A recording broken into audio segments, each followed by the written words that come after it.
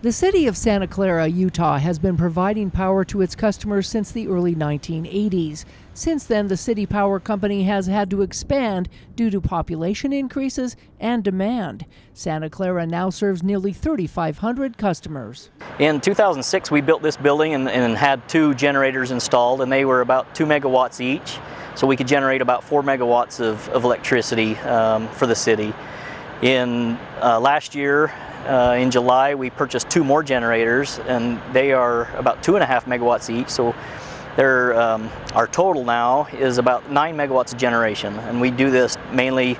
We mainly run them in the summer for our peaking load, and that shaves off what we have to buy when power is expensive in the summer.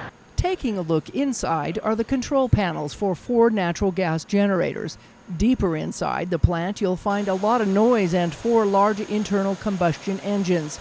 Natural gas is introduced into these CAT engines to convert high temperatures and high pressure in a rotating motion using pistons inside. Since the gas in the chamber is in a constant motion, it causes a turbulent flame. As the propagation of the flame burns, the heat is converted into useful thermal energy. It releases very low emissions or exhaust while converting into power to be distributed. Like I said, there's natural gas engines, and they're just big reciprocating engines. They're 20 cylinders each, and they're pretty efficient.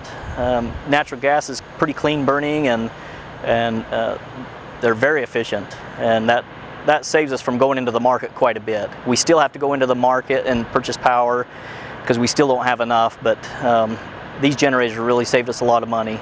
Just like other major cities in Washington County, Santa Clara is a member of UAMPS, or Utah Associated Municipal Power Systems. It's one of 50 cities in 6 states that is able to buy power at wholesale costs from various types of providers. This gives them buying power using various forms of energy, including solar and wind. Through UAMPS, we purchase our power, and there's several different projects that we can purchase power from. We can pick and choose what power we want to buy, whether it's solar or wind, coal, hydro. So we kind of do what's best for the city, and each city in the surrounding area is different. They purchase power from different projects. So that helps us keep the prices down as much as possible, buying it through UAMPS. As well as our natural gas. We purchase the natural gas for these generators through UAMPS as well. However, with the rising costs of electricity due to supply and demand as coal-producing plants are being phased out, the cost to municipalities is ever increasing. In order to afford these constant changes in costs, many cities like Santa Clara have had to build in cost-effective measures known as a PCA, or Power Cost Adjustment, to secure its business. From purchasing on the market, the prices have really skyrocketed the last 2 years, and the city is no longer able to absorb the increases in that cost.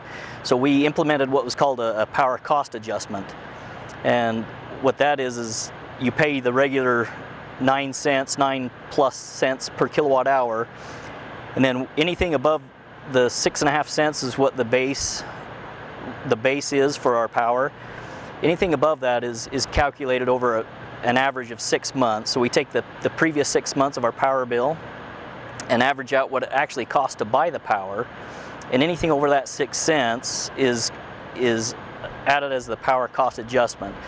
So just this last month, the power cost adjustment was an additional 6 cents. So you pay the 9 cents for whatever kilowatts you used, plus an additional 6 cents times that to make up the cost of power. While most cities in southern Utah have raised their power costs to consumers since January, there are others that have simply absorbed the costs. In part 2 of our series, we'll visit Hurricane City and find out what they are doing to keep up with the price of power and industry changes. In Santa Clara, Melissa Anderson, Community Education News.